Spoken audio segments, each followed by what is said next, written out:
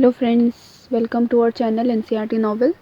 आज हम लोग पढ़ने जा रहे हैं क्लास 6 का चैप्टर 8 बॉडी मूवमेंट्स। ठीक है, तो इसमें हम लोग पढ़ने वाले हैं कि जितने भी तरह के मूवमेंट्स हैं, ठीक है, बॉडी हमारी मूव करती है, चारों तरफ हम देखते हैं, हम चलते हैं, हम अपनी आइज़ को ब्लिंक करते हैं, है ना। तो इस तरह के इसमें क्या देखते हैं हम कि बॉडी मूवमेंट्स किस तरह से हो रहे हैं और किस किस तरह के जॉइंट्स होते हैं, हमें इसमें ये भी पढ़ना है।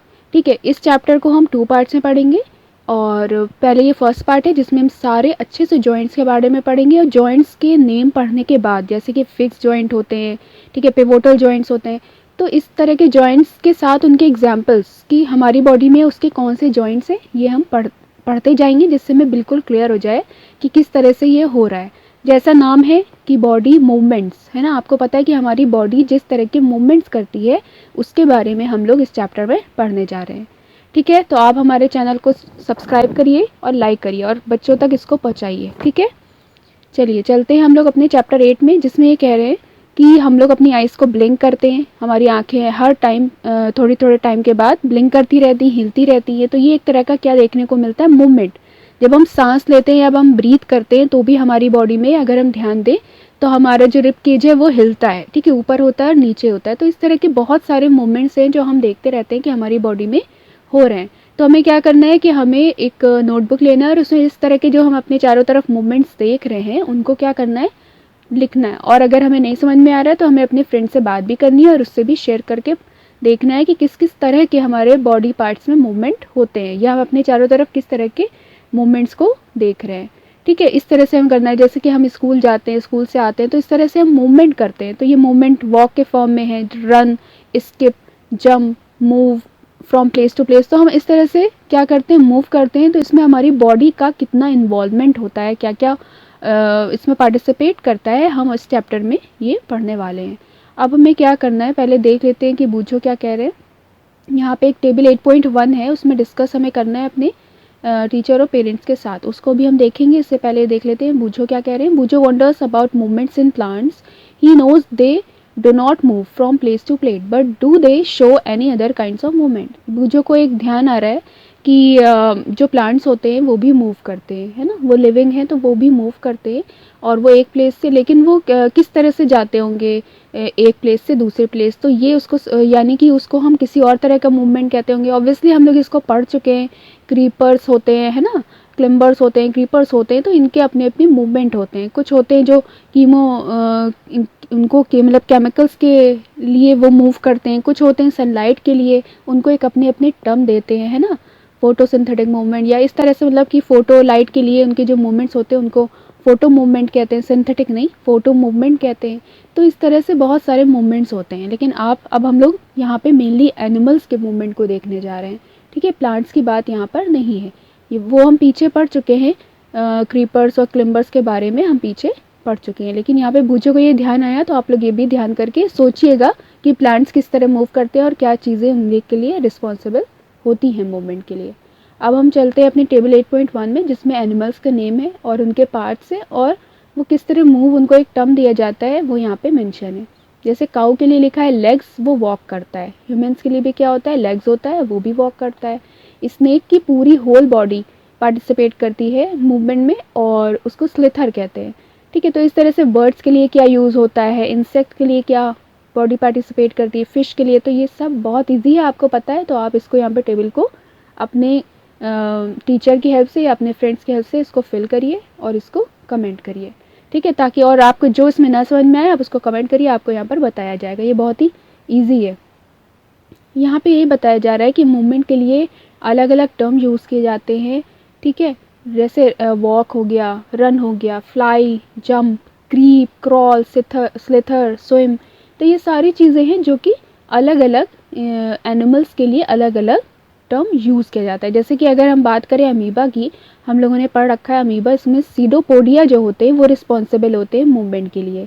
ठीक है, तो उनको एक टर्म दिया जाता है लोकोमोशन। ठीक है, इसको हम आगे हायर क्लासेस में पढ़ेंगे, अभी आपके ये सब नहीं है, लेकिन आप लोग इसको ध्यान रखिए। अमीबा है, अमीबा के लिए पार्टिसिपेट कौन से करता है पार्ट, सीडोपोडिया। ठीक है, लोकोमोटरी ऑर्गन इसका सीडोपोडिया है। तो अलग अलग एनिमल्स में अगर हम लोअर टू हायर देखिए तो उनमें जो उनके लोकोमोटिव ऑर्गन्स है वो अलग अलग है, फिशेज़ में अलग है, इंसेक्ट्स में अलग है, उसी को लेके यहाँ पे बात की गई है। ठीक है, तो ये जो एनिमल्स हैं ये एक जगह से दूसरी जगह मूव करते हैं अपने लोकोमोटरी ऑर्गन्स के थ्रू। ठीक है, और अलग अलग प्रोसेस उनको नाम दिया जाता है, जैसे कि स्नेक है क्योंकि उसकी होल बॉडी इन्वॉल्व होती है इसलिए उसको कहते हैं स्लिथर। कोई कुछ क्रॉल कर रहे हैं, जो फिश होती हैं वो स्विम करती हैं अपने फिन से। तो ये अलग अलग चीज़ें अलग अलग एनिमल के लिए होती हैं। ठीक है, अब इसमें हम पढ़ने जा रहे हैं ह्यूमन बॉडी का मूवमेंट, पूरी बॉडी में किस तरह हमारी बॉडी में मूवमेंट होता है, human body and it's movement.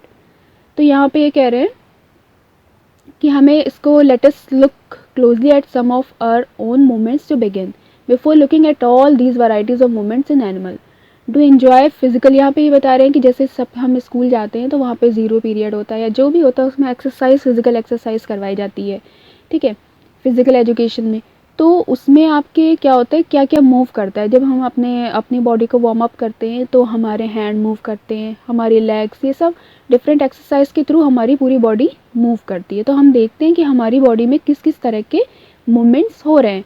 हम अपने शोल्डर पकड़ के अपने हाथों को, आर्म को पूरा ऐसे राउंड राउंड करते हैं। ठीक है, अपने हेड को इधर उधर बेंड करते हैं। तो ये सारी चीज़ें हो रही हैं, ये सब एक तरह के क्या है, मूवमेंट्स, और इनके अपने अलग अलग नाम हैं।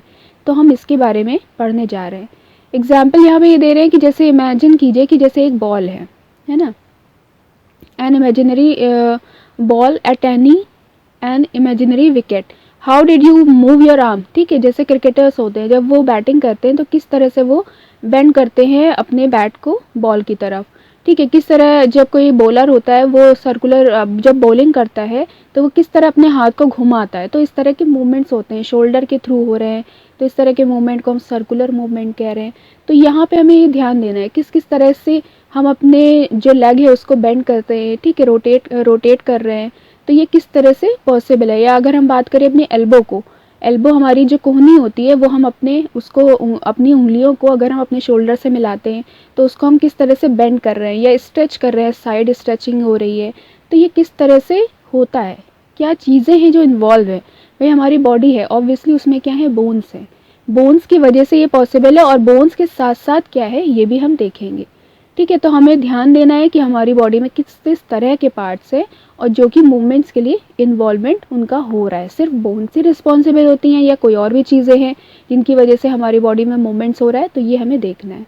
अब इन्होंने यहाँ कहा है कि हमें क्या करना है कि टेबल 8.2 बनानी है जिसमें मूवमेंट्स ऑफ बॉडी देखना है, चेक करना है, बॉडी पार्ट लिखना है, और यहाँ पे देखना है कि वो कम्प्लीटली रोटेट कर रहा है कि पार्टली रोटेट कर रहा है, बेंड कर रहा है कि लिफ्ट कर रहा है, या कोई भी मूवमेंट उसमें नहीं है।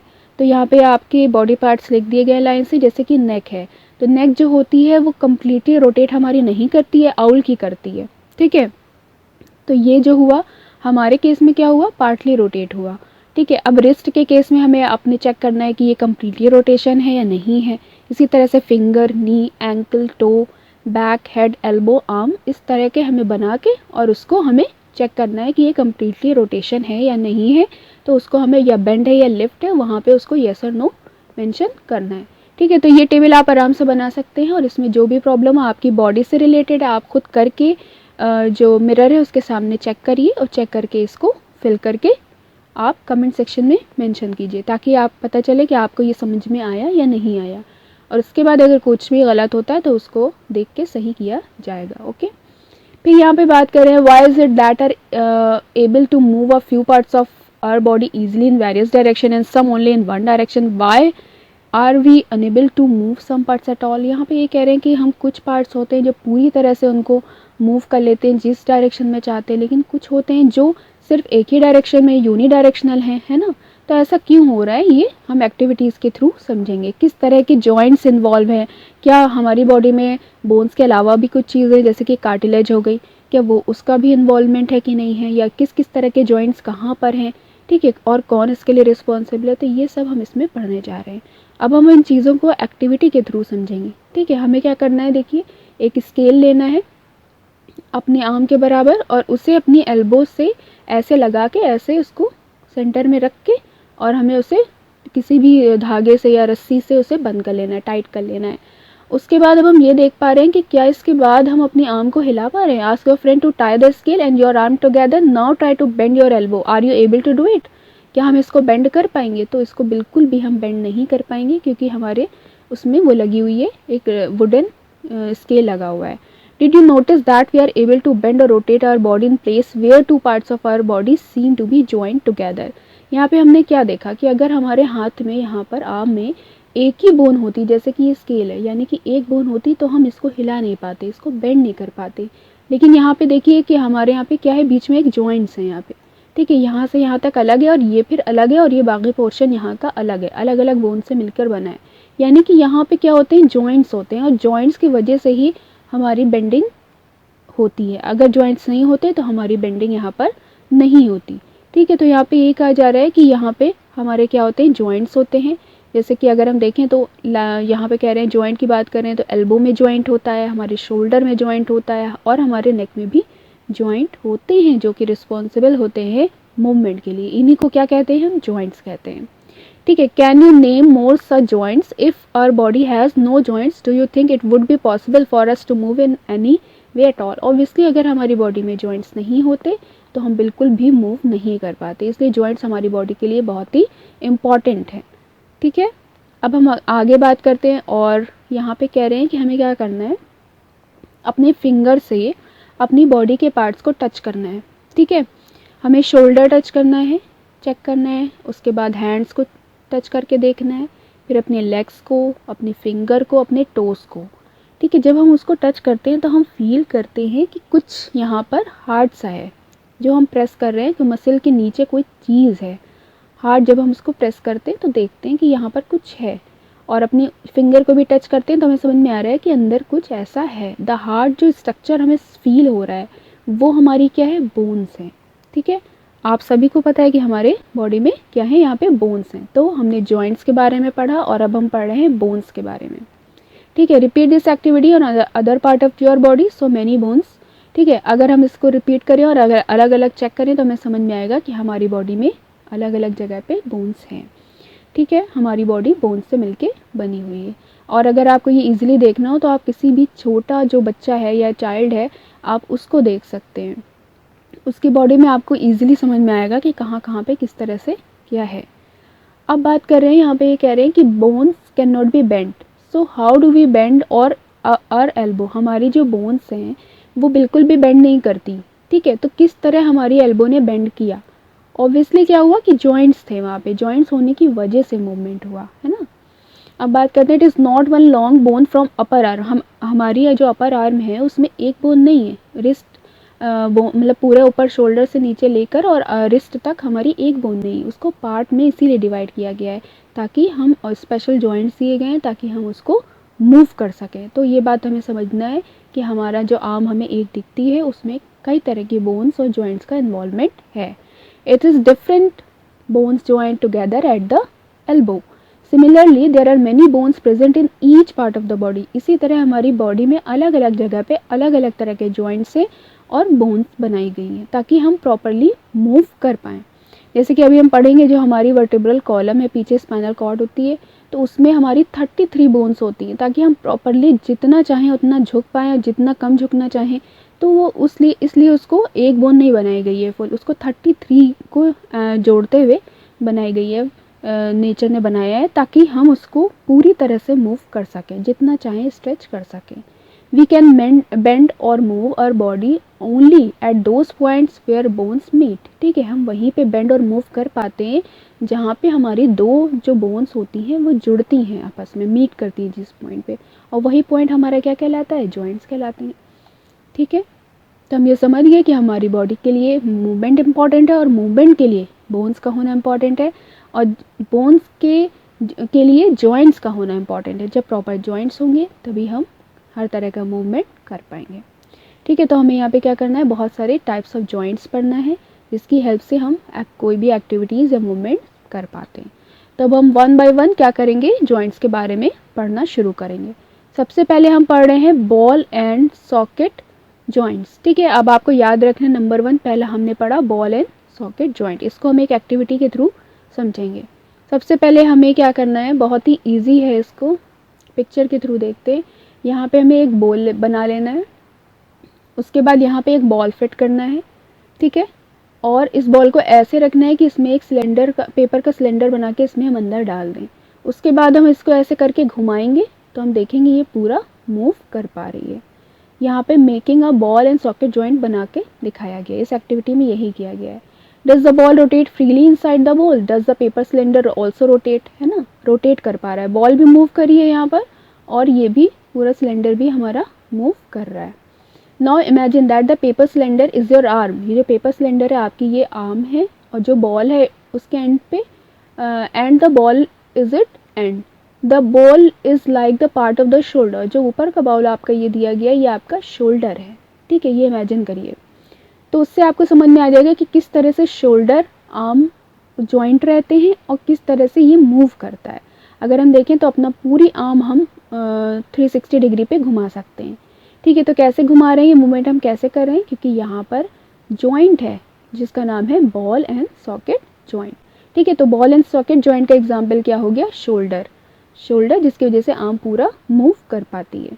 The rounded end of one bone fits into the cavity hollow space of the other bone, such a joint allows movement in all direction. Can you name another such joint you can think of recollecting the bombing movements we tried at beginning of this section, ठीक है। यहाँ पे ये कह रहे हैं कि अगर हम देखें तो एक शोल्डर जॉइंट तो हमें मिल ही गया और शोल्डर का, उसके साथ साथ अगर हम देखें तो बॉल एंड सॉकेट के एग्जांपल हमारी थाई बोन के लिए भी, देखिए ये थाई बोन है हमारे जो पैर में है और ये हमारा हिप का पोर्शन है, यहाँ पे बॉल एंड सॉकेट जॉइंट लगा हुआ है जिसकी वजह से हम अपनी थाई को, अपने पूरे लेग को ऐसे ऐसे घुमा सकते हैं, ठीक है। तो एक तो शोल्डर की जगह हो गई और दूसरी ये यहाँ पर हो गया हमारी थाई बोन अटैच होती है बॉल एंड सॉकेट जॉइंट से। तो हमने इसमें 2 एग्जांपल्स पढ़े और इस तरह के मूवमेंट को हमने समझा कि किस तरह हम अपने हाथ को यानी कि आर्म को पूरा रोटेट कर सकते हैं और किस तरह से हम अपने लेग को या थाई बोन को हिला सकते हैं, ठीक है। तो उसके लिए क्या रिस्पॉन्सिबल हुआ, जॉइंट्स, जिसका नाम था बॉल एंड सॉकेट जॉइंट। अभी हमने बॉल एंड सॉकेट जॉइंट को पढ़ा, अब हम सेकेंड जॉइंट को पढ़ने जा रहे हैं जिसको कहते हैं पिवोटल जॉइंट, ठीक है। अब देखते हैं पिवोटल जॉइंट हमारे कहाँ कहाँ बॉडी पार्ट में मिलता है। The joint where our neck joints the head is a pivotal joint, बहुत इंपॉर्टेंट है कि जहाँ पे हमारे हेड जॉइन करता है नेक को वो पॉइंट हमारा कहलाता है पिवोटल जॉइंट, ये इंपॉर्टेंट है, ठीक है। It allow us to bend our head forward and backward, हम चाहते हैं तो अपना सर आगे और पीछे कर सकते हैं, ठीक है, और साइड राइट और लेफ्ट भी मूव करवा सकते हैं जिस तरह चाहें। How are these movement different from those of our arm that can rotate a complete circle. अगर हम शोल्डर से इसको वो करें, कंपेयर करें तो देखें कि वहाँ पे तो कंप्लीट सर्किल हमारा आर्म का हो जाता है, लेकिन क्या हमारा जो हेड है और जो नेक है वो क्या पूरा मूवमेंट दे पाता है, कंप्लीट सर्किल ले लेता है या नहीं लेता है, तो ऑब्वियसली नहीं लेता है। यहाँ पे बात करें ये पिवोटल जॉइंट है, ये हमारा हेड हो गया और ये हमारी नेक हो गई, ठीक है। It's ball and socket joint in a pivotal joint a cylindrical bone rotates in a ring. यहाँ पे कैसी होती है, एक सिलेंड्रिकल बोन होती है जो एक रिंग पर रोटेट करती है। तो हम कम्प्लीटली नहीं कर सकते लेकिन हाँ फॉरवर्ड और बैकवर्ड डायरेक्शन में मूव करवा सकते हैं और राइट एंड लेफ्ट भी इसको मूव करवा सकते हैं। तो ये कैसे डिफरेंट हुआ हमारे जो बॉल एंड सॉकेट जॉइंट है, आपको समझ में आ रहा होगा। पिवोटल जॉइंट का एग्जांपल हमारा हो गया हेड और नेक के बीच में जो जॉइंट है, ठीक है। तो हमने 2 जॉइंट्स पढ़ लिए ध्यान से। अब थर्ड हम पढ़ने जा रहे हैं हिंज जॉइंट्स। ये हम अच्छी तरह जानते हैं क्योंकि जो ये हिंज होते हैं ये हमारे डोर्स में लगे हुए होते हैं, हिंदी में इसको कब्जे कहते हैं। Open and close the door a few times, observe the hinges of the door carefully, they allow the door move back and fourth, ठीक है। ये बैक हमारा जो डोर होता है वो दोनों तरफ मूव कर सकता है इन जॉइंट्स की वजह से। इसी तरह के ये जॉइंट्स हमारी बॉडी में भी होते हैं, इसको हम समझेंगे एक एक्टिविटी के थ्रू, ठीक है। और अगर इसका एग्जाम्पल हम देखें कि हिंज जॉइंट का एग्जाम्पल क्या है तो वो हमारा नी का मूवमेंट होता है, ठीक है। जो हमारे घुटने का मूवमेंट है कि हम उसको आगे बढ़ाते हैं और पीछे भी कर लेते हैं, तो ये मूवमेंट हमारा हिंज जॉइंट्स में आता है। ये आप लोग को याद रखना है।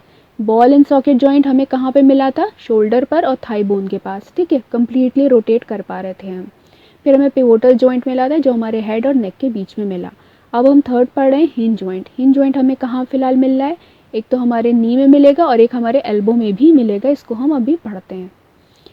Let us look the kind of movement allowed by a hinge make a cylinder with a cardboard. इसको यहाँ पे दिखाया गया, इस तरह से ये अटैच किया गया है और इसमें सिलेंडर रख दिया गया और इसको इस तरह से मूवमेंट करके देखा जा रहा है कि ये इस तरह से मूव कर रहा है। ठीक है, तो ये बहुत ईजी है, आप लोग इसे बना के और देखिए।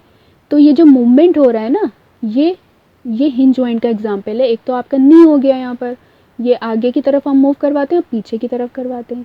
इसी तरह से एल्बो का अगर आप चेक करिए तो हम ऊपर कर सकते हैं और नीचे कर सकते हैं। ठीक है, तो ये एग्जाम्पल है हमारे हिंज जॉइंट का। We saw this kind of movement at the elbow in activity 1. What we have constructed in figure 8.5 is different from a hinge, of course, but it illustrates the direction of which a hinge allows movement. The elbow has a hinge joint that allow only back and forth movement. ठीक है, elbow क्या होता है, जो हमें hinge joints इसमें होता है और हमारा बैक और फोर्थ मूवमेंट होता है। 8.6 में जिस तरह से नी में दिखाया जा रहा है वैसे ही हमारी एल्बो में भी होता है। Can you think of more example of such joint. अब हमें इसमें देखना है कि और तरह के भी एग्जाम्पल्स यहाँ पे इन्वॉल्व हो रहे हैं या नहीं हो रहे हैं। ठीक है, और आप समझते जा रहे हैं ना कि किस तरह से चेंज हमें देखने को मिला। बॉल एंड सॉकेट जॉइंट का अलग था पैटर्न। ठीक है, उसके बाद अगर हम पिवोटल जॉइंट की बात करें तो उसका अलग था, वो फॉरवर्ड और बैकवर्ड और राइट एंड लेफ्ट मूव कर रहा था। हिंज जॉइंट की बात करें तो वो बैक एंड फोर्थ मूवमेंट दे रहा है। तो किस तरह से ये तीनों जॉइंट्स अलग अलग हुए। अब लास्ट है हमारा fourth, fix joint. Fix joint कैसे होते हैं ये देखेंगे। जैसे इसका नाम है फिक्स्ड, यानी कि ये फिक्स्ड होता है। ठीक है, तो इसको हम पढ़ते हैं। Some joints between bones in our head are different from those we have discuss so far. The bones can't move at these joint, such joints are called fixed joint. ऐसे जॉइंट्स जो कि मूव नहीं करते, बहुत important है, fixed ही से हमें समझ में आ रहा है, जो कि मूव नहीं करते वो कहलाते हैं fixed. When you open your mouth wide you can move your lower jaw away from your head, isn't it. Try to move your upper jaw. ठीक है, अपर जॉ अगर हम देखें तो अपना नीचे का जॉ जो है वो हिला सकते हैं, लेकिन जो ऊपर का जॉ है वो हमारा बिल्कुल भी मूव नहीं करता, लेकिन वो एक तरह का जॉइंट है। तो वो जॉइंट जो मूव नहीं करते वो क्या कहलाते हैं, फिक्स जॉइंट। जैसे कि एग्जांपल हो गया हमारा अपर jaw. This is a joint between the upper jaw and the rest of the head which is fixed joint. ठीक है, हमारा अपर जॉ फिक्स रहता है और ये किस जॉइंट्स की वजह से होता है, फिक्स जॉइंट की वजह से होता है। तो हमने फिक्स जॉइंट भी अपना लास्ट पढ़ लिया। We discuss only some of joints that connects parts of the body. What gives the different parts of the body their shapes? If you wanted to make a doll, what will you make first? Perhaps framework to give the doll shape before making its our structure, isn't it? All the bones in our body also form a framework to give a shape to our body. ठीक है, जो भी body में shape आ रहा है ये हमारे सारे जॉइंट्स की वजह से आता है। अब हम इसको अच्छे से देखेंगे पूरे स्केलेटन को देखने के बाद। इससे पहले ये फैक्ट पढ़ लेते हैं। यहाँ पे ये बता रहे हैं कि जो ह्यूमन स्केलेटन होती है हमारी बॉडी का, वो 305 बोन से बनता है। जब ये बर्थ के टाइम की बात है, जब बच्चा होता है तो वो 305 बोन्स लेके पैदा होता है। ठीक है, लेकिन जब एडल्टहुड तक पहुँचता है तो ये बोन्स कम हो जाती हैं और ये हो जाती है 206 में। ठीक है, इसका रीज़न ये है कि जो हमारी बॉडी में जो उसकी बॉडी, बच्चे की जो बॉडी होती है वो बहुत ही नर्म होती है, सॉफ्ट होती है। तो वहाँ पे जो एक बोन है बड़े होके वो एक में बदल जाएगी, वो छोटी छोटी बोन्स से मिलके बनती है। धीमे धीमे इन बोन्स में क्या हो जाता है, स्ट्रॉन्ग होती हैं धीमे धीमे और ये मिलके एक बन जाती है। इसीलिए जो पहले 305 थी वो अब 206 में चेंज हो जाते हैं। ठीक है, तो ये बहुत ही इंपॉर्टेंट फैक्ट है, याद रखिएगा। बर्थ के टाइम पे हमारी बॉडी में कितने बोन्स हैं, 305, और बड़े एडल्टहुड हो जाने के बाद क्या हो जाएगा, 206 हमारी बोन्स हो जाती हैं। ठीक है, अब यहाँ पे बात करें, हमने सारी बोन्स के बारे में पढ़ा, तो देखिए ये सारी बोन्स ऐसे कंबाइन करके इनको एक नाम दिया जाता है स्केलेटन। ठीक है, ये पूरा फ्रेमवर्क हमें देखने को मिल रहा है ऊपर से नीचे तक, ये कहलाता है स्केलेटन। ठीक है, अब इसी से हमारी बॉडी को शेप और पूरी हमारी बॉडी को मूवमेंट मिलता है। यही जो बोन्स होती हैं ये हमारे पूरे मूवमेंट के लिए और हमारी बॉडी की शेप के लिए रिस्पॉन्सिबल होती हैं। अगर हमें इनको देखना होता है तो हम इसको किस तरह से, एक तो अपना फील करके टच करके उसको महसूस कर सकते हैं। दूसरा ये कि अगर हमें इसको चेक करना है तो कभी क्या होता है कि एक्सीडेंट हो जाता है किसी का, ठीक है, उसमें फिर क्या किया जाता है, एक्सरे किया जाता है, और एक्सरे के थ्रू हम इसको ईजिली देख सकते हैं। डॉक्टर्स जो होते हैं वो चेक करते हैं यहाँ कहाँ पे इंजरीज़ हुई है और उसके थ्रू हम फिर बोन्स को अपने चेक कर सकते हैं। ठीक है, यहाँ पे ये फिगर भी दिखाया गया है, इस तरह से हम देख रहे हैं इनको। ये एंकल का एक दिखाया गया और एक नी जॉइंट्स का दिखाया गया है। ठीक है, अब यहाँ पे कह रहे हैं feel the bones in your forearm, upper arm, lower leg, upper leg, try to find number of bones in each part. मतलब इसको टच करो और फिर देखो कि हमें कितने तरह के हमें यहाँ पे देखने को मिल रहे हैं बोन्स, ठीक है। उसको फील करो, क्योंकि अभी हमने जो भी पढ़ा बोन्स के बारे में पढ़ा, जॉइंट्स के बारे में पढ़ा, लेकिन इसके अलावा भी बहुत सी चीज़ें हैं जो हमारे स्केलेटन में होती हैं, इसको हम पढ़ने जा रहे हैं। Bend your finger, are you able to bend them at every joint? How many bones does your middle finger have? Check करो कि तुम्हारे मिडिल फिंगर में कितने जॉइंट्स हैं। Feel and back of your palm, it seems to have many bones, isn't it? It's your wrist flexible, आपकी wrist जो होती है पूरी फ्लेक्सिबल होती है, इसको चेक करो कि इसमें किस तरह की बोन्स हैं। It is made up of several small bones, carpals से मिलके बनते हैं। What will happen if it is only one bone? अगर एक बोन होती तो क्या होता? ऑब्वियसली मूवमेंट नहीं हो पाता इतना, जिस तरह से हम बेंड करवा पाते हैं, हर तरफ घुमा पाते हैं, वो नहीं घुमा पाते। तो अगर हम अपने हाथ की बोन्स को देखें तो देखिए इस तरह से इतनी इन्वॉल्व होती हैं जॉइंट्स हमारे, और ये तब जाके ऐसे बनती है, ठीक है। तो हमने एक यहाँ पे न्यू टर्म पढ़ा, कार्पेल, ठीक है, कार्पेल्स को पढ़ा हमने यहाँ पे। अब हम एक्टिविटी 4 करने जा रहे हैं। टेक अ डीप ब्रीथ, हमें एक गहरी सांस लेना है और थोड़ी देर तक उसको लिए रहना है। Feel your chest bones and the back bone are gently pressing the middle of the chest and back of the same time, ठीक है। हमें यहाँ पे रिब केज के बारे में बताया जा रहा है, जो हमारे चेस्ट में बोन्स होते हैं। जब हम सांस लेते हैं ऐसे करके तो क्या होता है, वो पूरा हमें अपना वो देखने को मिलता है, ठीक है। इसको यहाँ पे आप देख सकते हैं, ये रिब केज है। जब हम अपने ब्रीदिंग करते हैं तो ये ऊपर नीचे होता है। केयर, अगर आपको इसको देखना हो तो आप किसी भी छोटे बच्चे में या कोई बहुत ही वीक पर्सन होता है तो उसके सारे बोन्स दिखते हैं, तो आप उसको उससे चेक कर सकते हैं कि ये इस तरह से पूरा रिब केज होता है, ठीक है। these join the chest bones and backbone together to form a box. एक तरह का ये पीछे से भी कनेक्टेड है और आगे से भी पूरा कनेक्ट करता है, तो ये एक तरह का क्या बना लेता है, बॉक्स कहलाता है। इसीलिए इसको यहाँ पे नाम दिया जाता है रिब केज। यहाँ पे रिब केज में कितने रिब्स होते हैं? 12 रिब्स होते हैं दोनों तरफ चेस्ट के, और इसलिए यहाँ पर ये होता है कि ये हमारे एक तरह से देखा जाए तो लंग्स को बचाता है। दूसरा हमारा यहाँ पे हार्ट है, हार्ट को बचाता है, तो सबके प्रोटेक्शन के लिए चीज़ें बनाई गई हैं। There are 12 ribs on each side of chest. Some important internal parts of our body lie protected inside the cage, जिसकी वजह से हमारी जो बॉडी में ऑर्गन्स हैं, सॉफ्ट पार्ट हैं, वो क्या होते हैं, उनका प्रोटेक्शन यहाँ पर हो पाता है।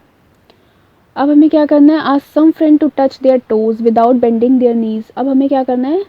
अपने घुटनों को बिना बेंड किए हुए अपने टोज को टच करना है। Starting from the neck, move your fingers downward on the back of your friend. What you feel is the backbone, ठीक है। पीछे अगर हम ऐसे टच करें तो देखेंगे यहाँ पे हमें क्या होती है, फील होती है, एक बैकबोन है।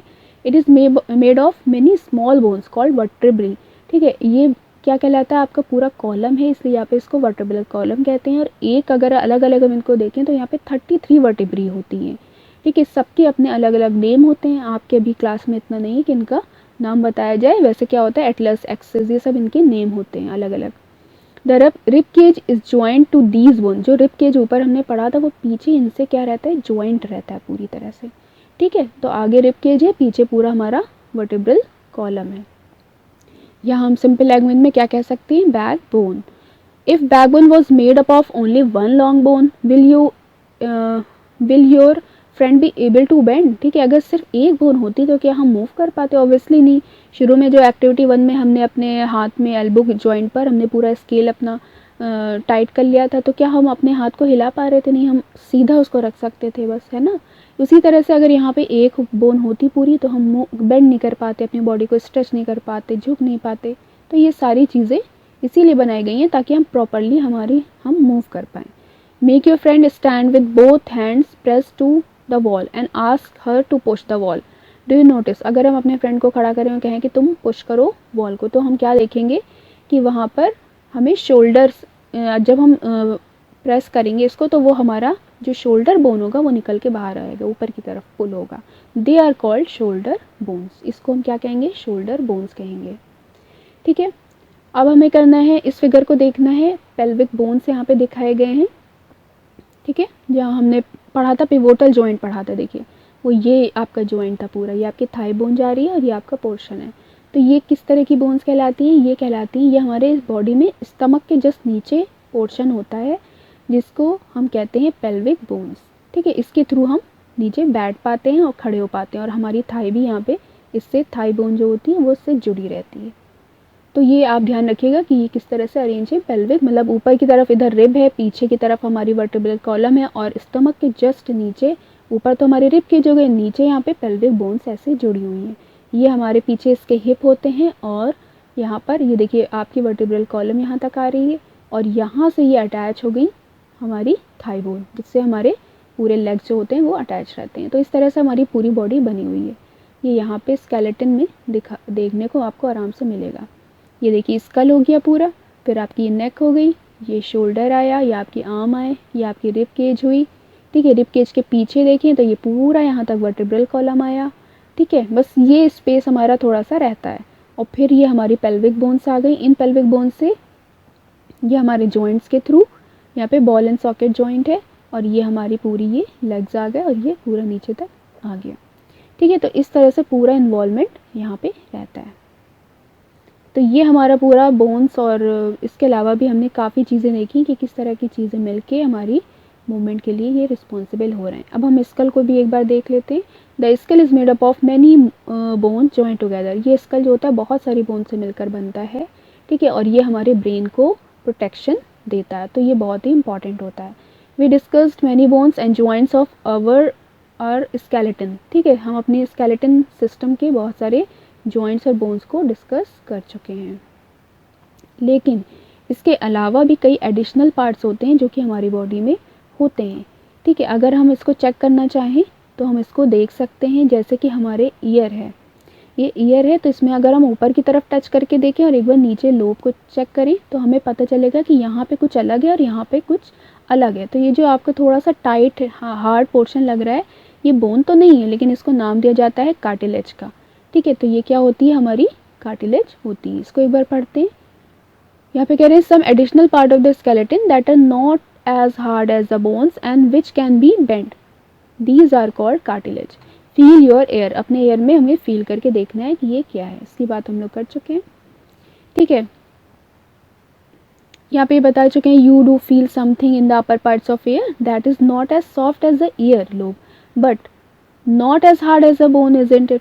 This is a cartilage. Cartilage को हम अच्छी तरह समझ चुके हैं कि ये बिल्कुल हार्ड नहीं होती जैसे बोन्स होती है और ना ही सॉफ्ट होती है लोब की तरह, तो उसको हम क्या कह देते हैं, कार्टिलेज कह देते हैं। और ये हमारे कई जॉइंट्स में मिलती है। We have seen that our skeleton is made up of many bones, joints and cartilage. You could feel, bend and move and many of them. Draw a neat figure of the skeleton in your notebook. इस जो पूरा skeletal system हमने देखा है इसको आप अपनी notebook में ज़रूर बना के देखें। We have learned about the bones in our body and about joints and helps us move in different way. We make the bones move the way they do. Let us find out. Make a fist with one hand and bend your arm at elbow and touches your shoulder with a thumb, you C.